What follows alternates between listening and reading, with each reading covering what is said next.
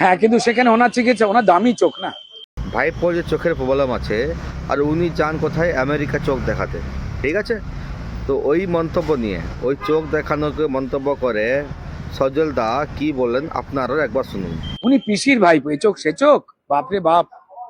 আমি নিজে চাই যে উনি বিরোধী রাজনীতি করতে পারেন, চুরির সঙ্গে ওনার নাম গর্বের সঙ্গে জড়াতে পারে, কিন্তু উনি তো একজন মানুষ।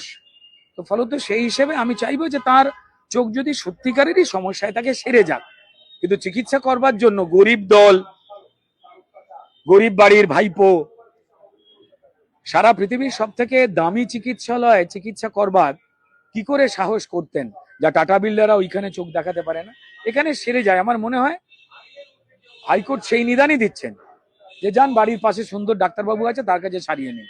হতেই পারে। বাকি লোক তো বলছে পালিয়ে যাওয়ার বাহানা, যা বিভিন্ন রকম ক্রাইম তার এগেনস্টে বা তাদের এগেনস্টে যা বিচার শুরু হয়েছে।